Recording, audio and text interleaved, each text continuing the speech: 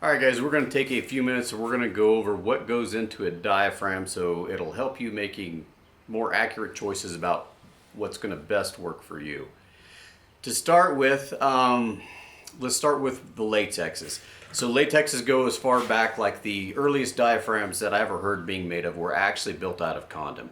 Condom was ultra thin, there wasn't anything else available, and that was what guys started with building on back in the day. And they even still use it some today, especially on the turkey side.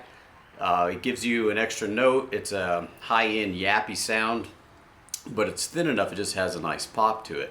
Today most stuff is made out of just standard latex in multiple different thicknesses, and I want you to know what those thicknesses are, so whether you're buying something from us or from anybody else, that you have an idea of what it is and how that's going to fit and feel differently from one spectrum to the other. So most latexes are like a 0.0025, 0.003, 0.004, and 0.005. Those are going to be the main, probably 4 or 5 different latexes that you're going to come in contact with whenever you buy a diaphragm from somebody.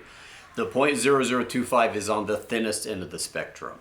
What it's going to give you is a higher end high pitch note, whether it's for turkey or for elk.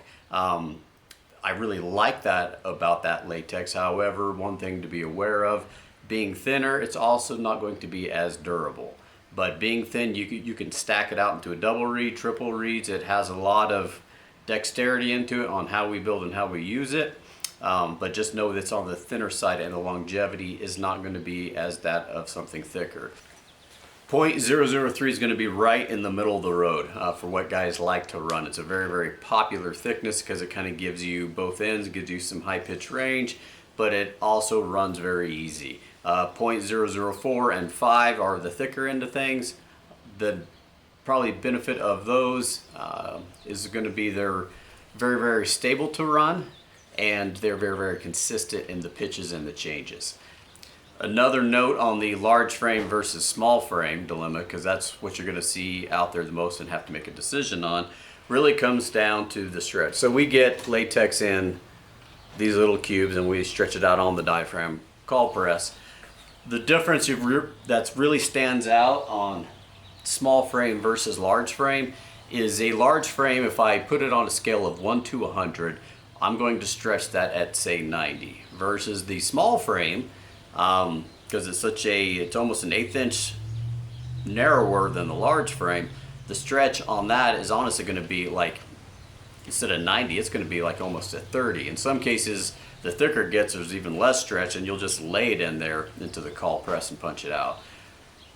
What that means is a couple different things. There's kind of a misnomer out there from consumers. I hear the comment a lot on a standard frame that they last longer and they're more durable, that the latex holds up better. It's kind of a fallacy. It's not really that true. The difference is there's way, way less stretch in that call. What that results in is as soon as it goes in your mouth and saliva hits it, it starts to soften up, and without any tension in it versus the big frame, they don't perform as long as, say, something with a lot more stretch in it. I don't care whether it's mine or the competition's. If there's not any stretch in that latex, they're going to run great dry, straight out of your little call pack, but they're not going to hold up and give you those pitches and those performance that you're going to get to out of a larger frame. Those are the two biggest differences right there. Another key note on large versus small frame is just going to be size of them.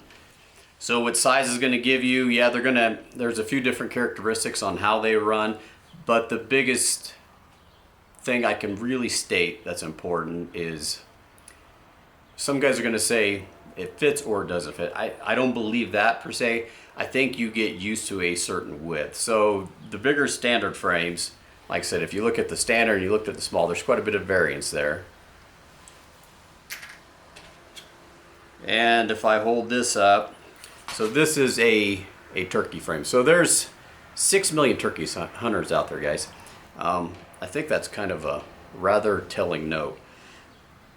If you are in the turkey world and you are used to running diaphragms, if you put a small frame in, it is going to feel quite a bit smaller, or you may even find it more comfortable. I think it's a plausible argument. But know that if you are used to a wide frame, so that frame on the bottom that I just laid up against it is a turkey frame. It is almost the exact dimensions of as our standard frame Elk Call. That being said, so if you come from the turkey world, you may find that a standard frame Elk Call is going to be very familiar to it, and you're going to be able to operate it much faster because the fit's going to be very similar to what you're used to, which is the turkey stuff. Versus a small frame, when you put it in your mouth, they tend to ride a little bit further back and a little bit further up just because they're smaller. If we take a minute and we use like a bridge of the mouth to kind of eyeball that. Let me see here. A large frame is going to run almost directly behind your incisors. They're going to be a further forward operating diaphragm. The small frame, just by nature of being small, instead of being way up there, is going to drop in deeper just because it's smaller, but it's also going to run further back. So when I say further back, I mean it's going to run, like if you're all the way forward onto large frame, you're going to be at least an 1/8 inch, if not further back onto small frame. And it's a difference maker. It's a difference between getting 3 notes out of it or getting 7 notes out of it. So play with that and kind of find what works for you. Elk calls are a little bit different than turkey in the fact that the pressure in your mouth, there is back pressure when you run a reed. I mean, that is a legitimate thing.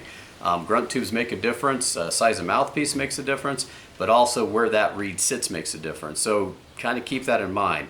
If you've never run anything before, my honest advice is to get a regular frame and get a small frame and see what works for you, what you can be proficient as. And that really kind of is the whole point of the conversation of small frame versus large frame. I think you need to buy what you can have success with out of the gate and what is comfortable.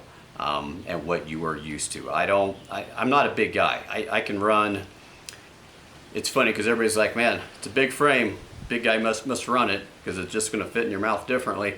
I'm 5'7", 155 pounds. I'm not a big guy, but I can run a large frame down to a small frame to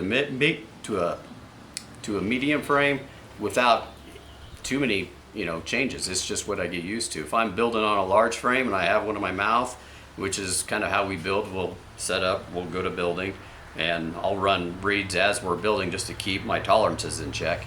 I'll get used to a large frame, and same deal if I build in small frames. That small frame, I'll build one out, get to using it, and I get comfortable with it, and that's what I use. So at the end of the day, use what's comfortable for you.